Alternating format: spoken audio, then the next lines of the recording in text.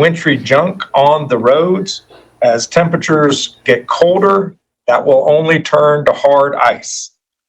Fortunately, there's not many cars on the road. That's a good thing. We want to keep it that way.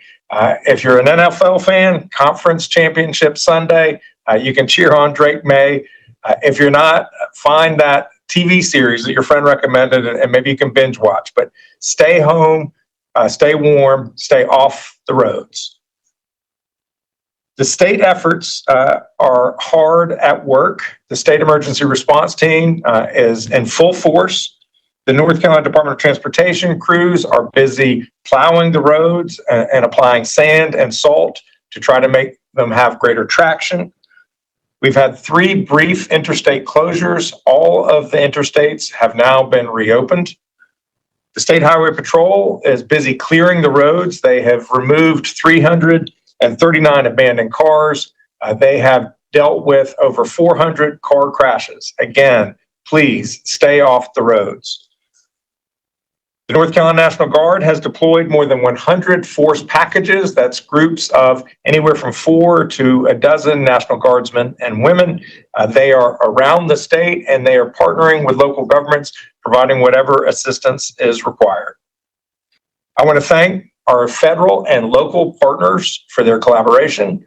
Yesterday, I requested the White House grant an emergency declaration. The White House, President Trump, responded quickly last night. We've executed that agreement today, and I appreciate their quick response.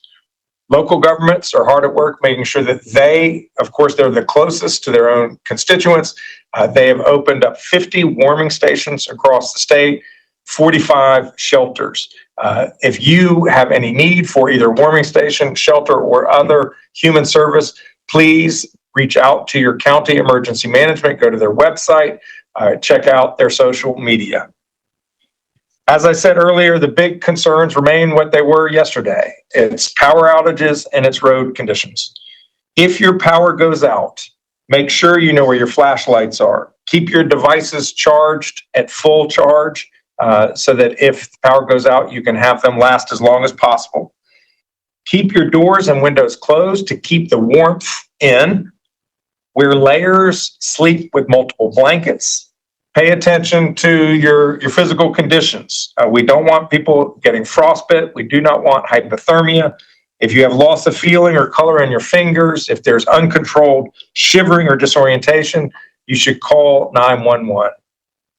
Stay off the roads. Black ice is going to stick around for a few days. Every night this week, we're going to get below freezing. So whatever precipitation is on the ground is going to turn to ice overnight. Secondary roads in particular aren't going to get treated as quickly. There are just too many of them across the state. So understand that road conditions will remain dangerous into next week.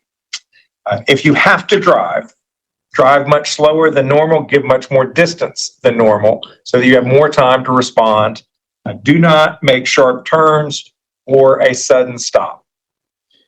Last thing is check on folks out there who you fear are vulnerable. This is the time for us all to be good neighbors. Think about somebody who just needs to know, you just need to know that they're doing okay. That's how we're going to get through this storm together. I appreciate you all. And at this point, I'll turn it over to Director Ray. Thank you, Governor. Good morning, everyone. So we'll first start with a weather update. I think key takeaways as we move through today is a major winter storm is underway across much of North Carolina and will linger into early Monday morning. We still have a bit more of time before this storm and its impacts fully clear the state. A winter storm warning, ice storm warning, and winter weather advisory also remain in effect across much of North Carolina into Monday. Since last evening, we've seen snow, sleet, and freezing rain all being reported across North Carolina. And by sunrise today, at least 1/4 inch of ice accumulation had been reported across our southwest mountains. Areas of snow and sleet that remain across the mountains are forecast to change over to freezing rain this morning, with the greatest ice accumulation expected along the southwestern mountains and portions of our Blue Ridge Escarpment. Freezing rain across portions of eastern North Carolina is expected to change over to rain throughout the day today. While we may see some lulls in precipitation through the day for some locations of the state, A final round is expected to push across the state Sunday evening and overnight.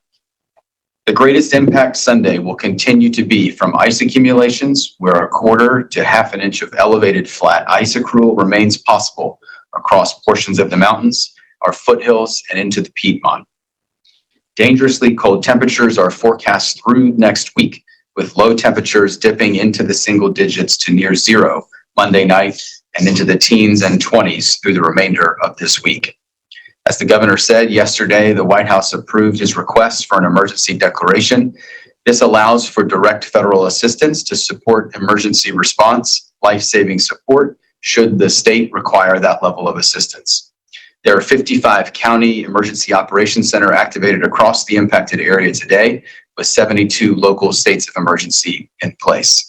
The state emergency response team remains postured to support our local communities, both in commodity distribution or in supporting local public safety response. As the governor said, in addition to the work that the power companies have done, we have base camps across the state for Duke Energy to surge restoration crews into impacted areas, along with mutual aid crews from both our electric co-ops and our partners in the electricities. To reinforce some personal preparedness information, as the governor stated, many communities across the state have opened shelters and warming centers for those who cannot stay at home. You can find that updated information, what's available in your community, by visiting your local government or local emergency management website and social media feeds. Additionally, for winter storm information and important links, please visit readync.gov/winterstorm 2026. And finally, as a reminder, roadway conditions have deteriorated since last night.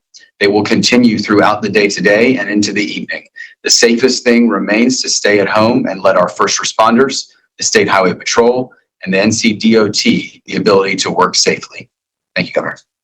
Well, Secretary Johnson.